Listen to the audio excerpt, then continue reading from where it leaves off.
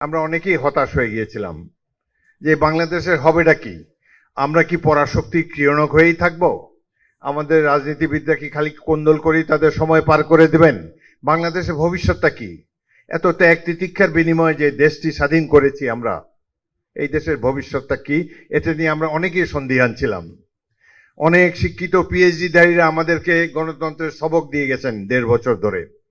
কিভাবে রাষ্ট্র চলবে, কিভাবে সংবিধান সংশোধন হবে। বাংলাদেশের জনগণ তো ভোট দিতে জানে না। গুরুত্বপূর্ণ ব্যক্তিরা বলে বাংলাদেশের জনগণ ভোট দিতে জানে না, অশিক্ষিত লোকের দেশ, গণতন্ত্র এখানে ফাংশনাল হবে না। অথচ 12ই ফেব্রুয়ারি নির্বাচনটি দেখেন, এটি আমার জন্য ছিল 10 নম্বর নির্বাচন।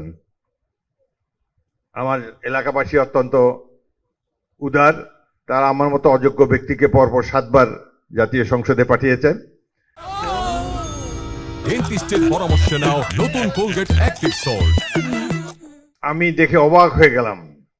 এই নির্বাচনে দেখালো যে আমাদের পলিটিশিয়ানদের মধ্যে যত মতদ্বৈধতা থাকুক, যত দুর্বলতা থাকুক, যত হীনমন্যতা বোধ থাকুক, বাংলাদেশের সাইলেন্ট মেজরিটি তারা অত্যন্ত দেশপ্রেমিক, শান্ত শিষ্টভাবে, দৃঢ়ভাবে, নীরবে, কোনো ধরনের গন্ডগোল ব্যতি রেখে দেশের ইতিহাসের সবচেয়ে সুষ্ঠু নির্বাচনটি তারা উপহার দিয়েছে জাতিকে 12ই ফেব্রুয়ারি তারিখে।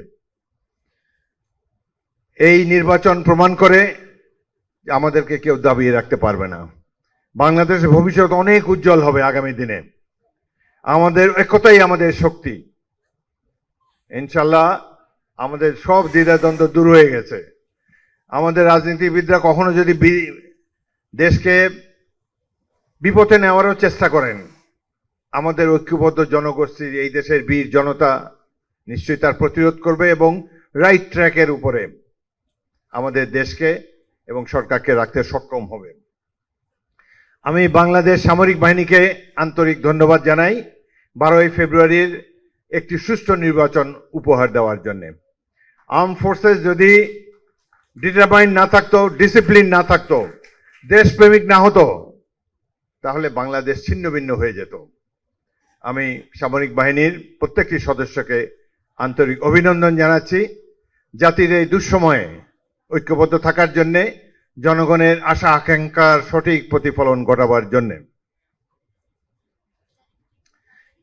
কথা উঠেছে জেনারেল ওসমানীর মতো একজন ব্যক্তিকে আরো এলিভেটেড করা উচিত, ফিল্ড মার্শাল র্যাঙ্কে তাকে ভূষিত করা উচিত। আমাদের দুটি রাষ্ট্রেই, প্রতিবেশী ভারত এবং পাকিস্তানে ইতিমধ্যেই তারা গিয়েছে। এই দুজন ফিল্ড মার্শাল চাইতে জেনারেল ওসমানীর অনেক কৃতিত্ব অনেক বেশি। তিনি স্বাধীনতা যুদ্ধে নেতৃত্ব দিয়েছেন, নতুন একটা দেশ সৃষ্টি করে দিয়েছেন। আমাদের সৈনিকেরা নিশ্চয়ই মুক্তিযুদ্ধের জন্য সৈনিকবৃন্দ, ইপিআর এর সৈনিকবৃন্দ, ইস্ট বেঙ্গল রেজিমেন্টের সৈনিকবৃন্দ এবং সাধারণ ছাত্ররা ত্যাগ তিতিক্ষার বিনিময়ে, আত্মাহুতির বিনিময়ে দেশটা স্বাধীন করেছে।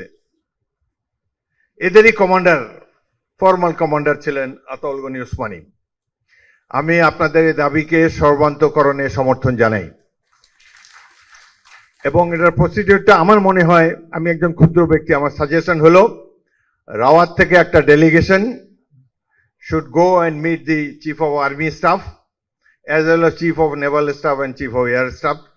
3 জন বাহিনী প্রধানের সাথে রাওয়ার একটি ডেলিগেশন গিয়ে দেখা করে কনভিন্স করা উচিত তাদেরকে যে জেনারেল ওসমানীর মতো এত বড় একজন ব্যক্তিত্ব, যিনি মুক্তিযুদ্ধে, স্বাধীনতা যুদ্ধে সশস্ত্র বাহিনী নেতৃত্ব দিয়েছেন, তাকে যাতে বর্তমান সরকার ফিল্ড মার্শাল পদে অভিষিক্ত করে, সেই জন্য এই ডেলিগেশন যে তাকে বলবে এবং আর্ম ফোর্সেসের তরফ থেকে একটি চিঠি ডিফেন্স মিনিস্টার বা ভবিষ্যৎ আমাদের আগামীকালকে যিনি প্রধানমন্ত্রী হবেন জনাব তারেক রহমানের কাছে একটি লিখিতভাবে আবেদন করা উচিত। আমি যদি ক্যাবিনেটে থাকি, যেখানেই থাকি, ইনশাল্লাহ আমি এটা যাতে সঠিকভাবে মূল্যায়িত হয় সেই জন্য আমি আমাদের নেতা ভবিষ্যৎ প্রধানমন্ত্রী জনাব তারেক রহমানকে যা যা বলার প্রয়োজন ইনশাল্লাহ বলবো।